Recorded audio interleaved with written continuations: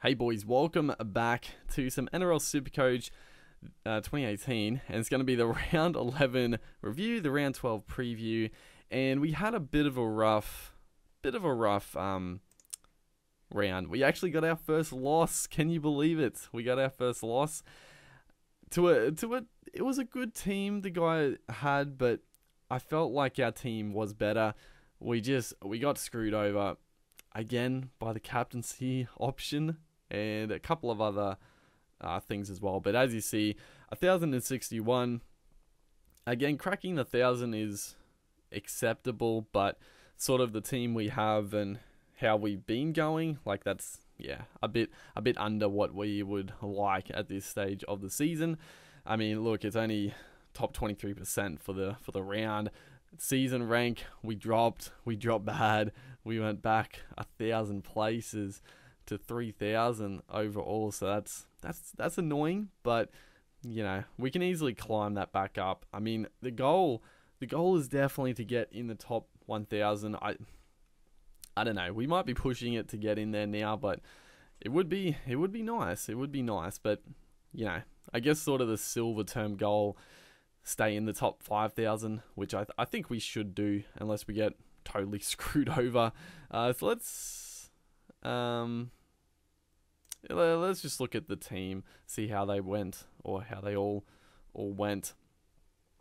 So here we go. So Damien Cook, obviously Smith didn't play. Cook got 113. Obviously should have had him as captain. Honestly, like if I had Cook as captain nearly every week, because if you look here, I mean, he's averaging 76. His lowest score is only 50. It's only 50, dude.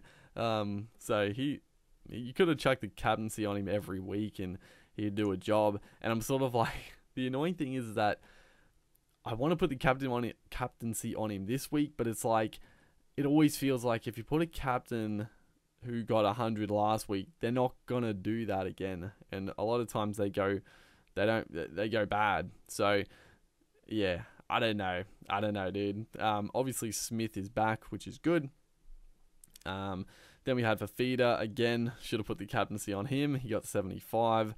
Went very well. And the dude I versed, he actually put the captaincy on Fafita. I think the guy I versed got 1,080 or 1,090. So if we just chose a better captain, we would have beat him. We would have got, like, the thing is, like, Trebojevic got 46. He was my captain. So that's terrible. That's real bad. That's 92 points. If Fafita, that's 150. So, you know, more than 50 points on what we would have got. So yeah, we would have cracked 1,100. But again, you know, it's tough. Tohu Harris got 70. Tamalolo 61. Kikau got 49 coming off the bench, which is very good. He actually looked, I mean, he looked good coming off the bench. Obviously we'd rather him start and play 80 minutes, but the fact he comes off the bench, you know, they're going to give him the ball. You know, an edge back row playing 80 minutes, they're obviously not going to wear him out. They want him to push through, and he's not going to get involved as much. But if he comes on the bench, he's got, you know, whatever it is, 40, 50 minutes potentially, and he's just going to bust his ass for that time, run the ball, score a try, you know. So 49 points. I'll talk about Kikau after we go through the team, but I am going to be trading Kikau. That is for certain. Not this week. I'm not going to trade him this week, but yeah, definitely next week. And I'll talk about that. So Jay Trebojevic, like I said, captaincy. I don't know why I did it. It just makes me so mad because I knew he got 100 last week, and like I said, whenever they do super well, you don't chase the points. So, yeah, I don't know what I'm going to do this week. Harris, like I said, Tamalolo. Our halves went really bad. This is the other area that sort of killed us. Thurston only 30. Cody Walker, 31. I haven't even talked about the sin binnings. The sin bin. Did Trebojevic get sin? Yeah, he got sin bin, didn't he? Trebojevic? Yeah, he did. He got us in the man. Oh, that's right. The Manly Storm game. What a bloody. It was entertaining. I'm not gonna lie. It was just a farcical bloody game, but it was good to watch. The Biff was back. It was great to see it. It's been missed. It's not gonna happen for another 5 years, but it was good. It was definitely good. Curtis Scott, he can throw some punches. Not gonna lie. He looked pretty good doing it. But yeah, Cody Walker got sin binned. Oh, it just kills me every time. The sin binnings. I forgot that was like our biggest. We had so many players who got sin binned. Thurston didn't get sin binned. He just only got 30. Walker 31. Ryan Madison 49. He actually. Yeah, that's right. Madison got bloody knocked out from the ball. What a round. The sin binnings, and Ryan Madison, he got just belted with the ball from a kick from Milford, knocked him out. So he went off. Latrell Mitchell, 51. He didn't get sin binned, but it's weird with Mitchell, dude. Like, obviously, the first half, I was like, oh, I got the vice captaincy on him. He's probably going to get, like, well over 100 here. He was dominating James Roberts. And then the second half, like, James Roberts just killed him. But then Mitchell, like, he didn't touch the ball in the second half. I don't understand the Roosters sometimes, dude. Like, they didn't give him the ball. Like, he did drop it a couple of times, but they weren't the best passes. But just in general, like, they didn't give him any ball in the second half. It's just very strange. But Mitchell, again, I'll talk about it right now. So Mitchell, basically, I don't know, and we'll have to wait till next round, but I'm really unsure. Like, I feel like Brad Fittler will pick Mitchell for New South Wales, and if he does get picked, like 100%, I'm trading Mitchell out. He has the potential to score massive every week, but, I'm going to trade him out, basically. It's as simple as that. We need more numbers for 13, and, the Roosters are playing round 13, so it's basically Mitchell's going to miss the game he'd be playing, and then he's going to have another bye and also Origin. So he's going to go if he gets picked. Simple as that. Jordan Rapana got 49. He got sin binned, of course. I was a little angry because I knew they were going to sin bin him. I was angry at him for even doing it, but I was angry that he got sin bin because I'm like, he barely touched him. But, it's what they've done, and I can't, I do like the fact that they're, even, the little touches and stuff, they are, they're enforcing the law. So I'm happy with it. So I'm more mad at Rapana. So he got 49, because then, I was watching it, and he took the quick tap, got a try. I'm like, oh, thank goodness. He wasn't having a good game, and then he got that try. I'm like, oh, here we go. Sin binned. Killed me. Jared Croker, 53. Again, Croker's, he's getting 50. He's got his average. I'd probably want a little bit more, but you can't be too disappointed with 50s from your outside backs, especially when he's not really getting tries. It's more from, goal kicking and then just base stats. So, and then when he gets a try, obviously that boosts up to like 60, 70. So it's good. It's good. Tom Trbojevic, 69. He's another guy that I captain a lot, so that also kills me inside. And then our reserves, well, most of them aren't really good. So Tedesco, 75, killed it. Well, I didn't actually think he played that well. Oh, he played, I don't know. He played pretty good against the Broncos. I can't really remember. Like, the game was a good game. I really liked that Broncos-Roosters game, obviously, because we won, but it was just a good quality game in general. But I can't really remember Tedesco too much in that. Then, obviously, George Jennings continues to go well, and that's good because, obviously, round 13, he will come in. Mahe Fanua got dropped, but like I said last week, I was sort of happy about it because it meant I didn't have to make a tough call on who I was going to not play. So he's back. He's back this week, so I don't know what I'm going to do. Because I mean, he's getting big points, but like, who do I not play? I've got too many potential players at the moment. It's tough. But then Brock Lamb. Oh, Brock Lamb. So I traded him in. He got 35, but he broke his goddamn jaw, and he's gonna be out for round 13. So my plans for this week have gone out the window, and I'll talk about that in a second. I'll just go through the rest of the team. I keep getting sidetracked. Mitchell Moses 35 had a bit of a shocker. Mitch Orbison 22. I really thought Orbison playing like center for the 80 minutes, I thought he would do better than this. I'm still happy I got him because it means I can put Madison into the back line, or I can put him into the forwards, but it's still annoying. I thought he would still get more points, but he's not in there to score points, so it's not a lose-lose. But Reece Martin, Mardo, absolutely killed it. He on it like, I used to play footy with Reece Martin. I'm so happy. He's made the top grade. Oof, And yeah, he's looking like a top grade NRL player. It's great. It's great to see, and he looks like one of their best forwards out there. Like I've like I said, grew up with Reece Martin. He was obviously a star in juniors and stuff coming through, and like when he like moved, to like Townsville and then to other places, like watching him in Queensland Cup, he was one of those guys that you thought, he looks like an NRL back rower. And then obviously probably the breakout for him was, playing for Papua New Guinea in the World Cup.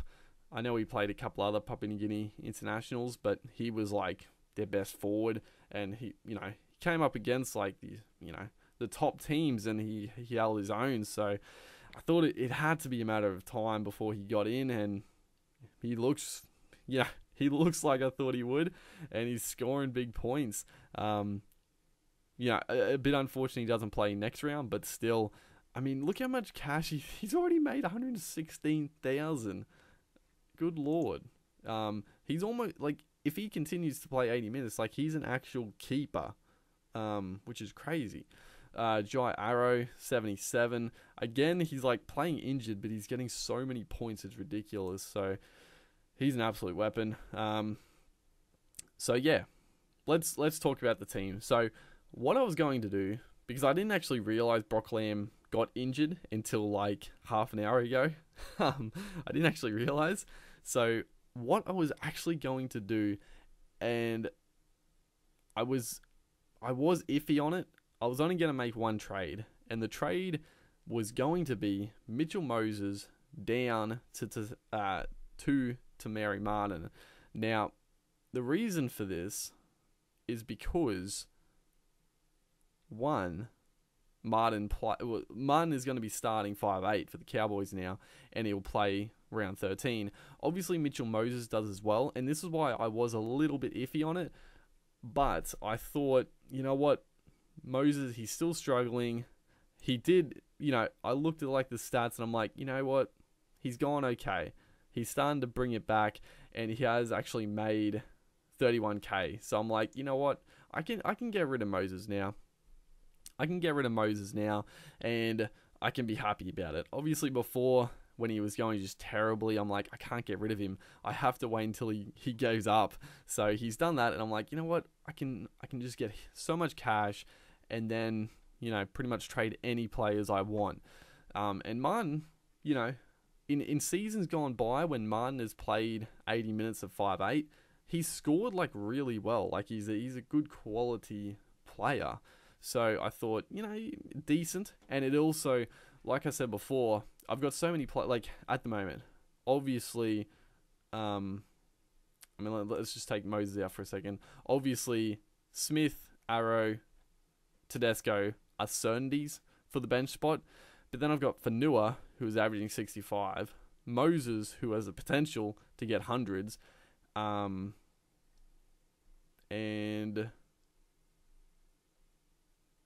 yeah, that's pretty much it. But I've got a couple of guys that it's tough. Who do I choose? You know, who do I drop from this as well? Like, I guess I didn't mention Martin is the only other guy, but I mean he's averaging 70. Like, do I not reserve Martin and put Moses or Fanua? Like, I don't know. So I'm like, if I'm not gonna play Moses, I might as well trade him in for a cheapie, get a bunch of cash. So that was the initial plan. But now the Brock Lamb is out.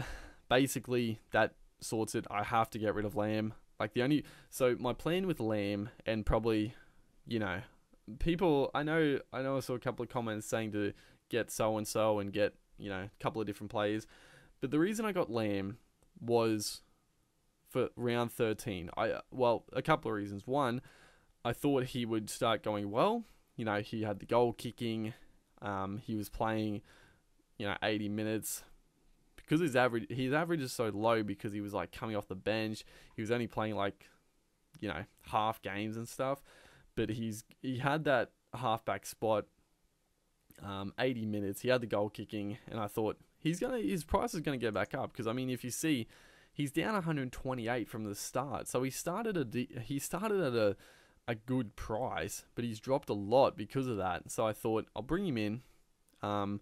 For round 13, I'll obviously play him, and then hopefully round 14 he'll be up to, not back to where he was, but he'll be at a decent price, and then I'll upgrade Brock Lamb to Gareth Widdop. Probably Widdop, if I could swing it, would be the ideal. But as it is now, it's probably not too bad. Like, it's annoying because it's a wasted trade. It would have been obviously better if I just didn't trade him in last week if I knew. Obviously, hindsight's beautiful. So that's the only annoying thing. But basically what I'm going to do now is I'm going to trade out Lamb for Tamari Martin, who, again, that's going to get me another 100k, which I already have 277 salary. I mean, I'm looking at my team, I'm like, good lord, I can like afford any players I want at this point. But that's going to get me some cash. Get Martin. Hopefully his price increases and so and so. And then after round 13, I'm probably going to trade. And I guess I'll see. But I'll probably trade out. I'll definitely get Widdop in. And it'll be for either Moses, Walker, or Thurston. It sort of depends. Like, it could be any of those guys, really. It depends. Probably Cody Walker is safe. But Thurston, Moses, yeah. I mean, Thurston averages more. I'll have to see. I'll make the decision. I think Moses is probably going to go for Widdop. So that's the plan. This week, I'm only going to be trading Lamb out. So I can save a trade, which is good, because I don't need to trade anyone else. The only next week, I'm going to be making probably 2 trades. And that is, one, I'm going to be trading Kickow out for either Burgess or Martin Tapau. And I'm probably going to be trading out Jake Trbojevic for Burgess or Tapau. So basically, both of these guys are going to go out for Burgess and Tapau. Because I'm thinking of it like this way. Now, Trbojevic, I mean, he's averaging 70. He's one of the best. But the problem with him is that he's playing Origin, right? The Seagulls are playing round 13, but Trbojevic is not. Now, Tapau, I think he's fairly... Over the Origin period, you would expect that they're really going to rely on Tapau. And Tapau's scoring good anyway. So it's sort of like a swap for swap, really. And obviously Tapau can play front row, which is very handy. Trbojevic can't, so that's annoying. And I've got all these good back rowers to start with. So I think that's probably the best decision, because then also the Seagulls will have a bye coming up, I think probably round 17. So Trbojevic won't play that regardless. And just generally, you would expect... Well, the potential is there for Trbojevic to get rested after Origin, you know, because you would expect him to play pretty big minutes for the Blues, and, you know, a forward backing up, you know, he might back up for the Seagulls, but you wouldn't expect him to play 80 minutes. So I think, personally, I think that's probably a good trade. And then Kickow for Burgess. You know, the good thing about that is that Burgess is coming down in price because he got injured last week. He got a terrible score, so he's going to come down to basically what Kickow's price is. So the only thing I have with Burgess is that hopefully he doesn't get injured and not suspended. Obviously, there's a bit of a risk, so that's sort of the plan. And then that'll add 2 more players to my team, and then yeah, we'll go from there. But that's pretty much how it's looking. It's looking pretty good. I'm not gonna lie, I'm pretty happy with how things are going. I don't know who I'm gonna captain this week. I don't know who my 4th reserve is gonna be. Oh, dude, I don't know. Like, I'm looking at the back line. Like, I sort of feel like,